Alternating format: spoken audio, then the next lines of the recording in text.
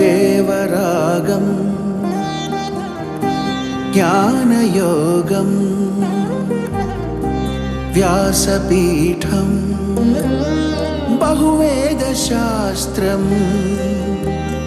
బోధామృతహిత శ్రీమన్నారాయణం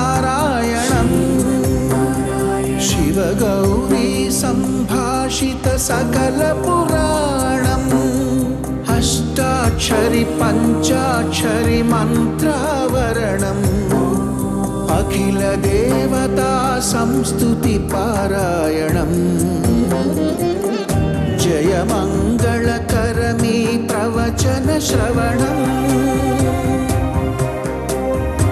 అనుదినము శుభము సుఖము జీవన గమనం దేవరాగం జ్ఞానయోగం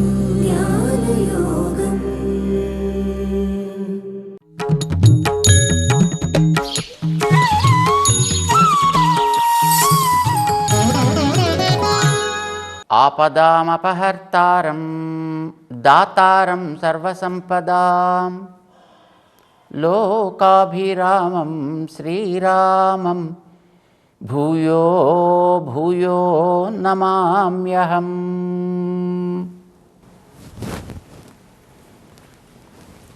జై శ్రీమన్నారాయణ. ప్రియ భగవద్బంధువులారా, భగవద్గీత 7వ అధ్యాయంలో శ్లోకాన్ని ఒకసారి మేము చెప్తాం, అందరం కలిసి అనుకుందాం. భూమిరాపో నలో వాయుః ఖం మనో బుద్ధిరేవ చ అహంకార ఇతీయం మే భిన్నా ప్రకృతిరష్టథా. ఇది 4వ శ్లోకం. ఇందులో భగవంతుడు తనకుండే సంపదను గురించి చెప్తున్నాడు. తనని తెలుసుకోవడం అంటే ఏమిటో చెప్తున్నాడు. 3వ శ్లోకంలో గతంలో తన గురించి తత్వతః తెలుసుకోవడం చాలా కష్టం అన్నాడు ఆయన. తత్వతః అంటే ఉన్నది ఉన్నట్లుగా తెలుసుకోవడం అని అర్థం. ఒక చెట్టుని ఉన్నది ఉన్నట్టుగా తెలుసుకోవడం అని అంటే ఇది లావుగా ఉంది, పైకి వెడల్పుగా ఉంది, అది పైన కనిపించే ఆకారాన్ని తెలుసుకోవడం అవుతుంది. కానీ దాన్ని వాస్తవంగా తెలుసుకోవడము అని అంటే అది ఏ జాతికి సంబంధించింది, ఎలాంటిది, దాంట్లో ఉండేటటువంటి జీవ పదార్థం ఏమిటి. దానికి ఏదో మామిడి చెట్టు అని అనుకోండి, మామిడిలో అది ఏ రకానికి చెందింది, అది పెద్ద రసాల, చిన్న రసాల, బంగిని పిల్ల, లేకపోతే మరొక జాత, రకరకాలు ఉన్నాయి కదా దాంట్లో. అది ఏ రకమైనటువంటి రకానికి జాతికి చెందినది, దాని లక్షణాలు ఎలా ఉంటాయి, ఇవన్నిటితో పాటు కలిసి తెలిస్తే అప్పుడు ఆ చెట్టును గురించినటువంటి వాస్తవం మనకి తెలిసినట్లు లెక్క. ఊరికదో చెట్టు అని తెలిస్తే దాని గురించినటువంటి సామాన్య జ్ఞానం కలిగింది అని అర్థం. విశేష జ్ఞానం కలగడం అంటే దాని డీటెయిల్స్తో పాటు తెలియడం. ఒక వ్యక్తిని గురించి తెలియడం అనుకోండి, ఆ వ్యక్తి ఒక అబ్బాయి, వాడి పేరు వెంకన్న, సామాన్యంగా తెలియడం అని అర్థం అది.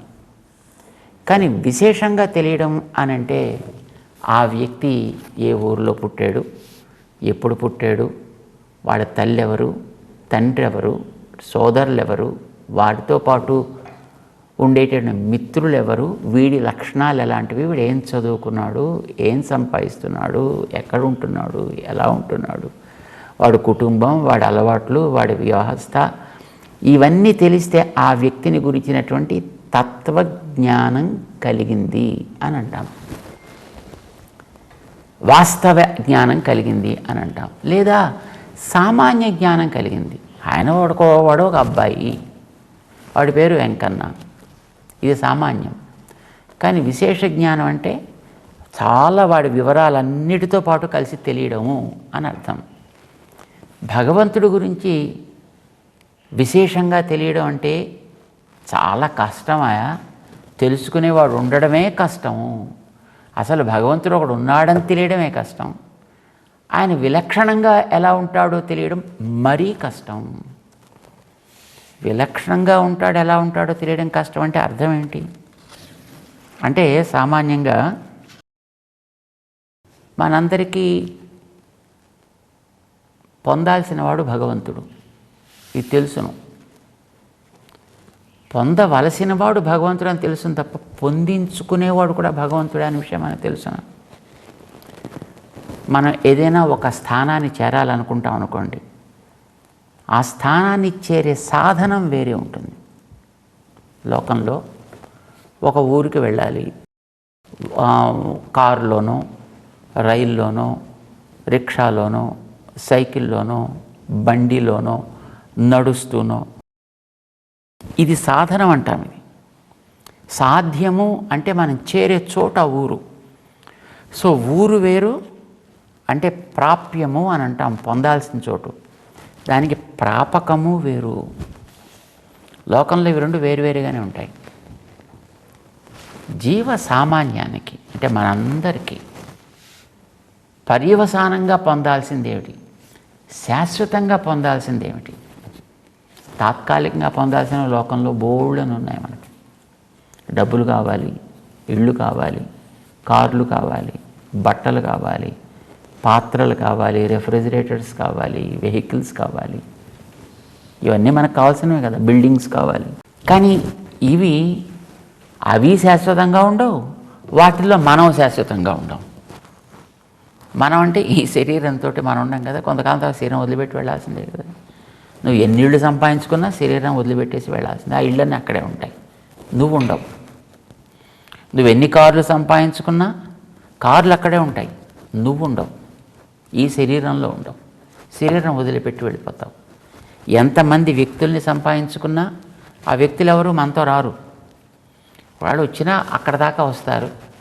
అక్కడ వాడి పని పూర్తయిపోయిన తర్వాత అమ్మయ్య అయిపోయిందిరా బాబు వీడితోటి అని మెల్లిగా వెనక్కి సుఖంగా తిరిగి వస్తారు. ఎవరు మనతోటి వచ్చేది ఉండదు. కనుక వీటిని పొందడం అనేది తాత్కాలికమైనటువంటి సుఖం కోసమే పొందడము తప్ప శాశ్వత సుఖం కోసం పొందడం కాదు. ఇవన్నీ మనకి ప్రాప్యములు, పొందాల్సినవే, కానీ తాత్కాలికంగా పొందాల్సినవి. శాశ్వతంగా పొందాల్సింది ఎప్పుడు ఉండేది, ఎప్పుడూ తరగనిది, మనతో ఎప్పుడు వదలనిది, నిత్యానందాన్ని ఇచ్చేది ఏది అలాంటిది? ఒకటే, భగవంతుడు. కనుక మనకి ప్రాప్యము ఏది అని అడిగితే మనకు కనిపించే చుట్టూ ఉండే వస్తువులు ఏవి మనకి నిజమైనటువంటి ప్రాప్యములు కావు. ప్రాప్యం అనేది భగవంతుడే, పొందాల్సినది భగవంతుడినే. శాశ్వతంగా ఆయన దగ్గరికి చేరితే మళ్ళీ మనకి తిరిగి రావడం అనేటటువంటిది ఉండదు. నచ పునరావర్తతే, ఇది మనకి వేదం చెప్తాం. శాశ్వతంగా ఉండే ప్రాప్యము భగవంతుడు అని అనుకుంటే ఆయన్ని పొందడానికి సాధనం ఏమిటి? మనం చేసే ప్రయత్నం ఏదైనా, లేదు మనకి లోకంలో కనిపించేటువంటి ఈ ఇతర వస్తువులు ఏవైనా కాదు అని మనకి చెప్తాను. మనకి అక్కడికి చేర్చుకునేటటువంటి సాధనం కూడా భగవంతుడే. ఇది ఈ భగవద్గీతలోనే చివరికి వెళ్ళిన తర్వాత, అంటే 18వ అధ్యాయానికి వెళ్ళిన తర్వాత 66వ శ్లోకంలో ఈ విషయాన్ని స్పష్టం చేస్తాడు. మాం ఏకం శరణం వ్రజ అంటాడు. శరణం అంటే సాధనము అని అర్థం. సాధనంగా నువ్వు ఈని దాన్ని ఇది అది పట్టుకుని పాకులు అడకాయా, అవి నిన్ను నిజంగా నీ కావలసినటువంటి గమ్యానికి చేర్చేటటువంటి సాధనములు కావు. నీకు శాశ్వతమైనటువంటి గమ్యము నేను అయినట్టయితే ఇవేవి నన్ను చేర్చగలిగినవి కానే కావు. ఇదే మాట మళ్ళీ మనకి మధ్యలో కూడా చెప్పాడు ఆయన. నాహం వేదై న తపసా న దానేన న చ ఇజ్జయ శక్య ద్రష్టుం. విశ్వరూపం చూపించిన తర్వాత ఆయన ఈ మాట చెప్పాడు ఆయన. ఇప్పుడు నువ్వు చూసావు ఇప్పుడు నా రూపాన్ని, ఈ రూపం ఏ ఇతర సాధనాల చేత అయితే వీళ్ళో దగ్గర వాళ్ళ దగ్గర అడిగి తెచ్చుకునో లేదా అప్పో సొప్పో చేసో ఇంకో రకంగా సాధించో నువ్వు నన్ను చూడలేవు. నువ్వు వేదాలు పైనుంచి కిందకి, కింద నుంచి పైకి చదివినా నేను దొరకను. నా తపస్సా ఓ బ్రహ్మాండంగా కూర్చుని 1000 సంవత్సరాలు దొరకను. దానాలు ఓ బోల్డ్ ఇచ్చేస్తా, ఎవరి చేతనైనా మళ్ళీ చేయించుకుంటా, దొరకను. పోనీ ఏదో రకరకాల యాగాలు చేస్తా, నచ ఇజ్యయా శక్య ద్రష్టుం. ఇవి ఏవి చేసినా నన్ను నువ్వు చూడలేవు. మరి ఎట్లా దొరుకుతావు నువ్వు? ఇప్పుడు నువ్వు ఎలా చూసావు? నువ్వు చూపిస్తే చూసా, అంతే. ఎప్పుడైనా నేను చూపిస్తే చూడడమే తప్ప మరొక సాధనం లేదు. అంటే ఇప్పుడు సాధనం ఏమైనట్టు? ఆయనే సాధనం. సాధనము అంటే శరణము. దీన్నే అక్కడ చివరి శ్లోకంలోకి వెళ్ళిన తర్వాత మాం ఏకం శరణం వ్రజ, నన్ను మాత్రమే ఉపాయముగా భావించు. ప్రాప్యం అంటే పొందేది నన్నే అయినా ఇతర సాధనాలతో నన్ను పొందలేవయ్యా. నేనే సాధనంగా ఉండి నీకు అనుగ్రహిస్తేనే నువ్వు పొందగలుగుతావు. అందులో అక్కడ మాం ఏకం అంటాడు.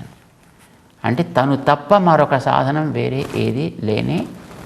నేను చేస్తున్నా, నేను నిన్ను ఆశ్రయిస్తున్నా, నేను నిన్ను ప్రార్థిస్తున్నాను కనుక. ఆయన దగ్గర కనుకలు పనికిరావు. నువ్వేం చేసినా ఆయన లభించాడు. ఆయన ఇది అంటే ప్రాప్యము ఆయనే, ప్రాపకము ఆయనే. ఇవి రెండు వేరు కాదు. ఆయన గురించి స్పష్టంగా తెలుసుకోవడం అంటే నిజానికి అది. కానీ అది మనకి ఎంతమందికి తెలుస్తుంది? ఆయన గురించి తెలిసిన వాళ్ళు, ఆయన ఆశ్రయించేవాళ్ళు. నేనండి నిజంగా అక్కడికి వెళ్ళి 10 ప్రదక్షిణ చేశానండి, నాకు వచ్చిందండి. నేను ఆ యాగం చేశానండి, నాకు లభించిందండి. నేను కాస్త ఈ ధ్యానం చేశానండి, నాకు ఇది లభించిందండి.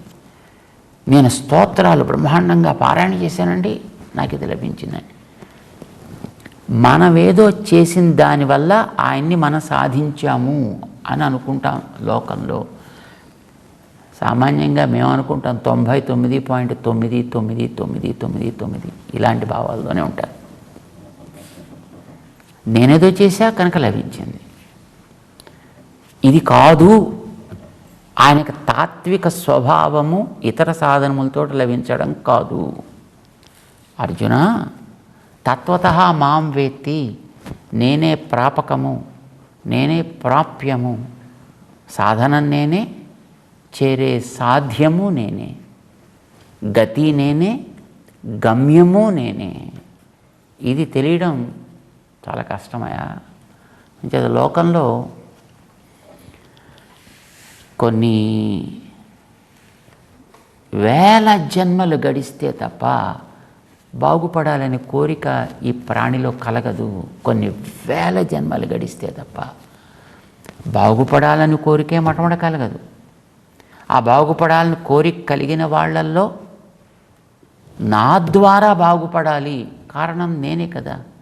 వాడికి ఆ స్థితి కలిగించింది, ఆ జన్మనిచ్చింది, వాడికి ఆ శక్తినిచ్చింది, వాడికి ఆ జ్ఞానాన్ని ప్రకాశించేట్టు చేసింది నేనే.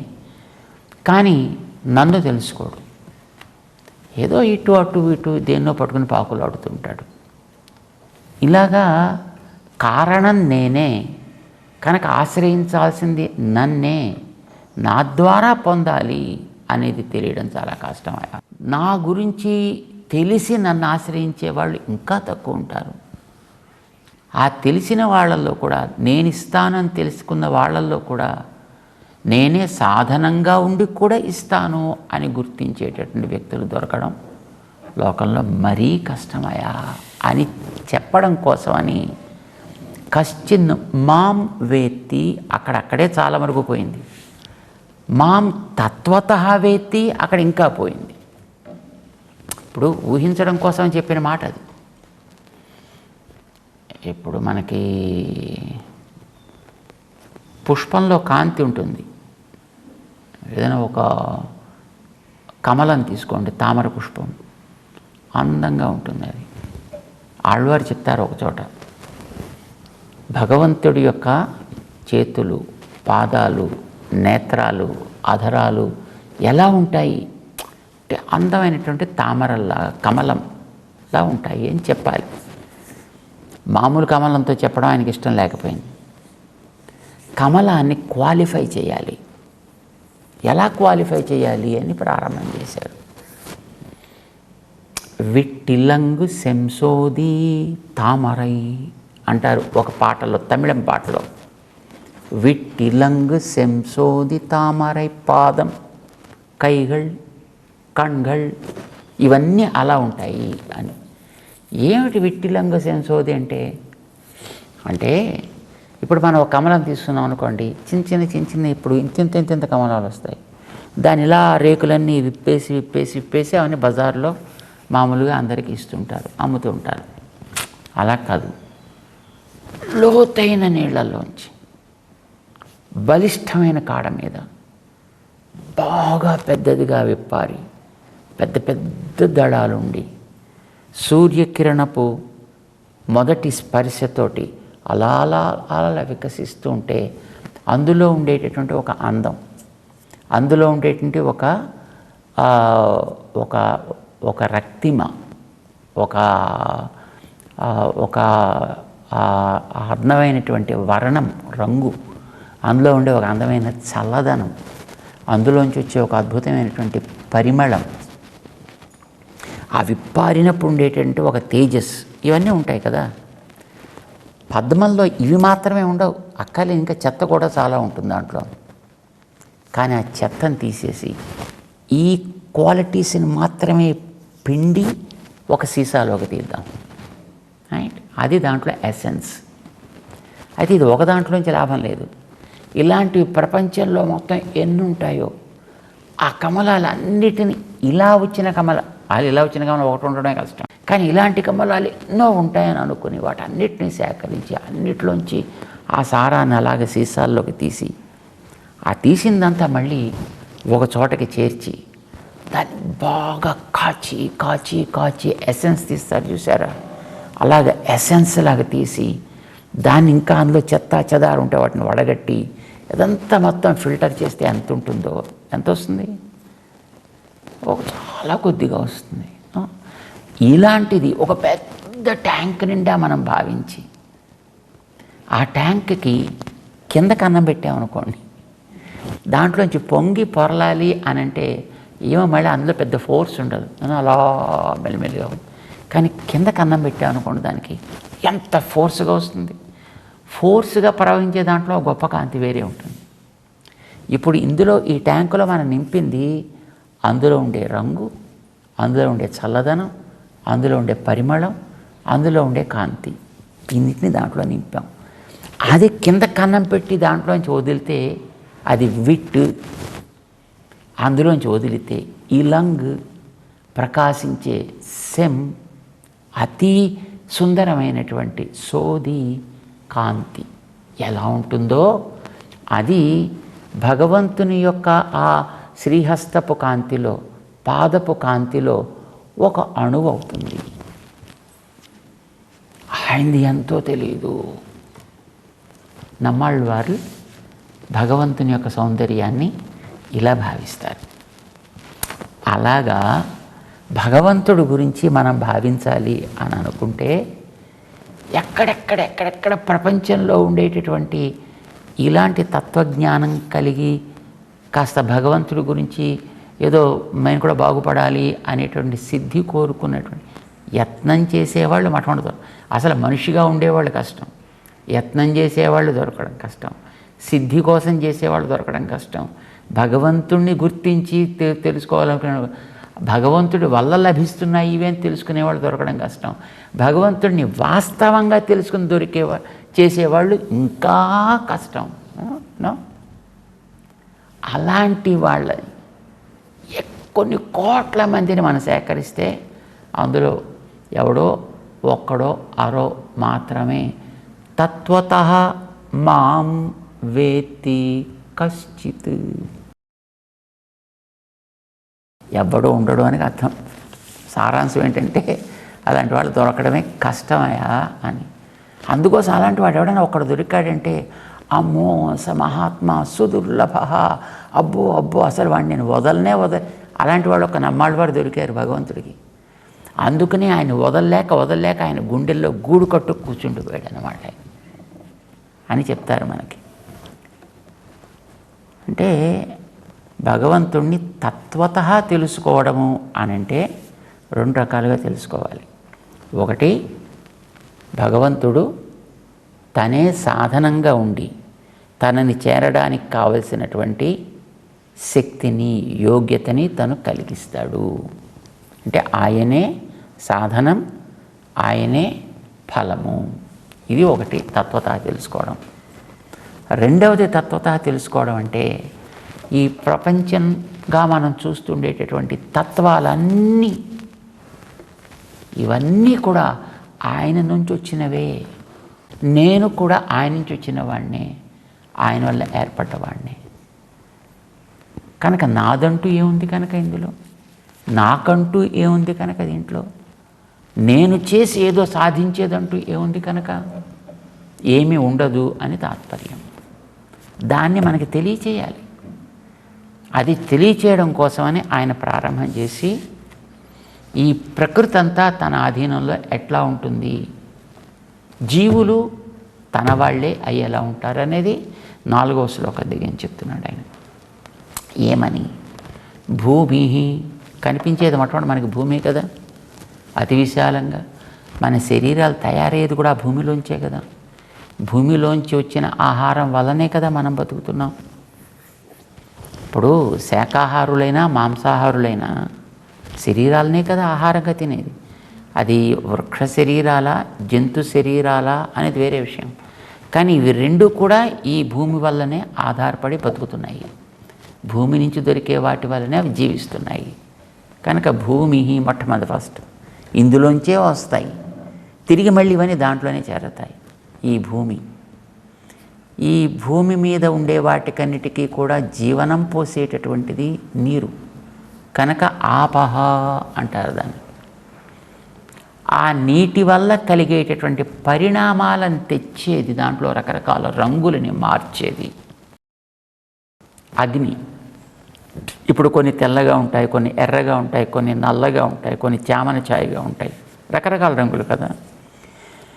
రంగుల మార్పులన్నీ కలిగేది అగ్ని వల్ల. ఆ అగ్నికి అనలమని పేరు, వాయువుకి అనిలం అంటారు, అగ్నికి అనలం అంటారు.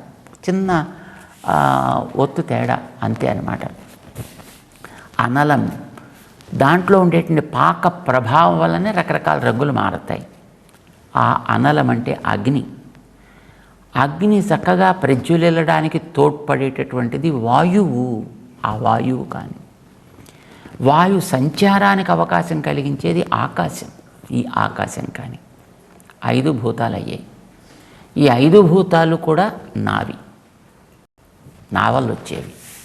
ఇవి కనిపించేవి. కనిపించకుండా ఉండేవి కొన్ని ఉన్నాయి. అవేమిటది? మనః, ఆకాశాన్ని ఖమ్ అంటారు కనుక ఆకాశం. దాని తర్వాత కనిపించకుండా లోపలుండి పనిచేసేవి కొన్ని ఉన్నాయి. ఈ ప్రాణులందరిలో కూడా మనః, మనస్సు, ఆలోచనల్ని ఒక పద్ధతిలో ప్రసరింపచేసేటటువంటి ద్వారం అది. ఇంద్రియాలకి కంట్రోలర్గా ఉండేటటువంటిది అది. ఆ ప్రసరించే జ్ఞానానికి ఇది తప్పకుండా మనం జరిపి తీరాలి అని ఒక నిశ్చయతను కలిగించేటటువంటిది బుద్ధి. మనః, బుద్ధి. దాని తర్వాత ఈ రెంటికి మూలమైనటువంటి తత్వం మరొకటి ఉంది. దాని పేరు అహంతత్వం అని పేరంటారు. దాన్ని అహంకారం అంటారు. అహంకారం అని మనలో కలిగే గర్వం ఒకటి, శరీరమే నేను అనుకునే అహంకారం ఒకటి. ఈ అన్నిటికీ మూల కారణమైనటువంటి తత్వంగా ఉండేటటువంటిది అహంకారం ఒకటి. తెలిస్తే మనం వాటిని ఎక్కడెక్కడ ఎలా వాడాలో మనం గుర్తించగలుగుతాం. ఇవి 3. ఇందాక 5 భూతాలు చెప్పాడు, మొత్తం 8. ఈ పంచభూతాలని చెప్పాడు అంటే పంచభూతాలతో పాటు ఉండేటటువంటి 24 తత్వాలుగా మన శరీర రూపు ధారణ చేసేటటువంటివన్నీ దాంట్లో ఇమిడిపోతాయి. ఇవన్నీ ఎవరివి? ఎవరు చేసినవి? ఎవరి వల్ల సాగేవి, ఎవరు నడిపేవి. మే భిన్న అష్టధా ప్రకృతి. దీని అంతటినీ ప్రకృతి అని పిలుస్తాం మనం, ఈ కనిపించే వీటన్నిటిని. ఇది 8 విభాగాలుగా ఉంటుంది నావి. ఇవన్నీ నావి కనుక నేను చెప్పినట్టు అవి ప్రవర్తిస్తాయి. కానీ వీటన్నిటికీ ఒక పేరు పెట్టా, అది అపరా అని పేరు పెట్టా వీటికి. ఇది అపరా ప్రకృతి అని దీన్ని అంటాము. ఇది 8గా ఉంటుంది, 24గా మారుతుంది, దేహ రూపాలుగా ఉంటుంది, దాంట్లో జీవుడు ఉంటాడు, అప్పుడు అది ఒక ప్రాణి అవుతుంది. ఇది నాది అని ఎవరైతే తెలుసుకుంటాడో వాడు నా తత్వాన్ని కొంత తెలుసుకున్నట్టు లెక్క. పరాప్రకృతి అపరాప్రకృతి అని 2 ఉన్నాయి. ఇప్పుడు అపరాప్రకృతి గురించి చెప్పాడు ఈ 4వ శ్లోకంలో. ఇది ఆయనదే అని తెలిస్తే భగవంతుని తాత్వికంగా తెలుసుకోవడంలో కొంత తెలిసింది అని అర్థం. ఇంకా ఏం తెలియాలో మనం తెలుసుకుందాం తర్వాత శ్లోకంలో. జై శ్రీమన్నారాయణ.